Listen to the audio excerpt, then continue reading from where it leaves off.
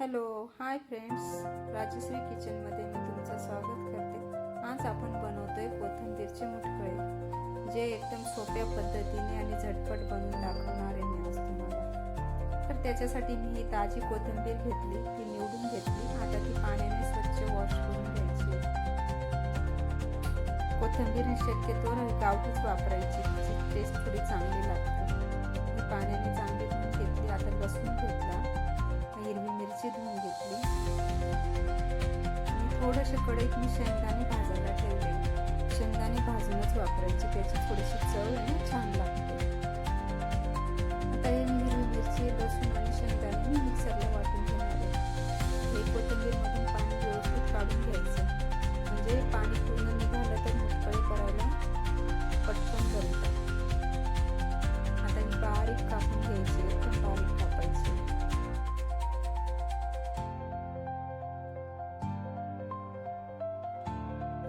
बारीक कापून झाली। आता हिच्यात आहे ना आपण बेसन पीठ घालून घ्यायचं। तुमच्या आवडीने थोडंसं पीठ तुम्ही चेंज पण करू शकता, पण शक्यतो बेसन पिठाची टेस्ट खूप छान राहते। आता हे मिश्रण मिक्सरला दळून घेतलं। ते एकदम पेस्ट सारखं पण नाही करायचं, थोडं रवाळच ठेवायचं। आता कढईत तेल टाकून घेतलं।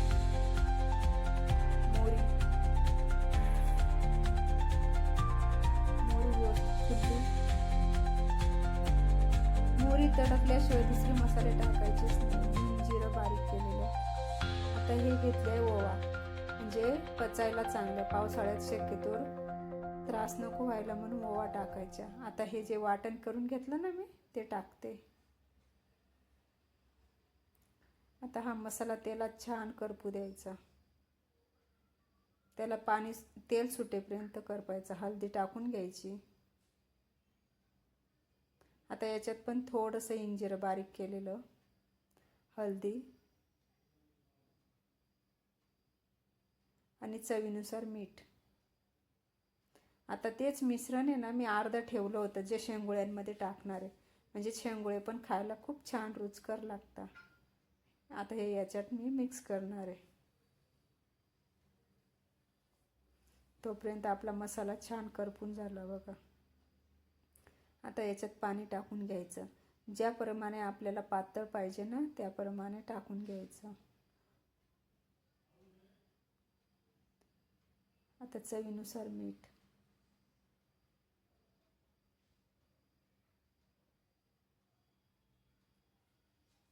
आता हे बेसन पीठ आणि ते ना ते छान मिक्स करायचं आहे आपल्याला।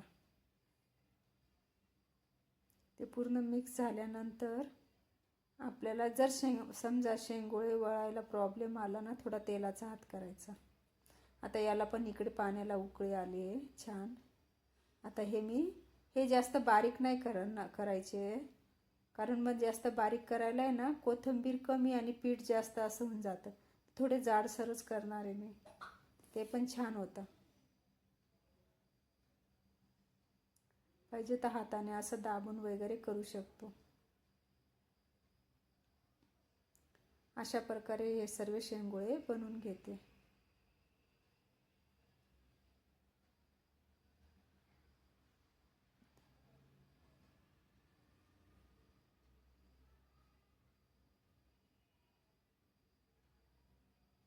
आता हे थोडंसं पीठ उरवलंय मी, कारण मग त्याला सूपला थोडा दाटसरपणा येण्यासाठी याच्यात पाणी मिक्स करायचं आहे आणि हे आपल्याला आता कढईत टाकायचं आहे। याच्याने सूप छान दाटसर होतो।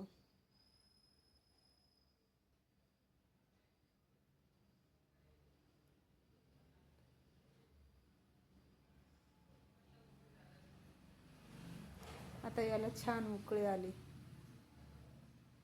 अजून तरी ते 5-10 मिनटं शिजू द्यायचे, तेव्हाच ते छान होता।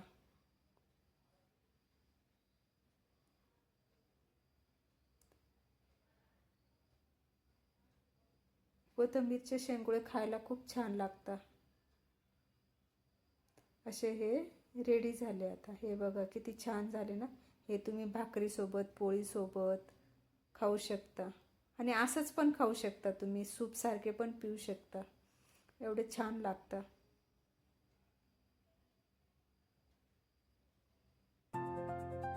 तर असे हे शेंगोळे माझे रेडी झाले आता खायला. बघा किती सुंदर आणि छान आहे ना, वासच किती सुंदर येतो. हे बघा.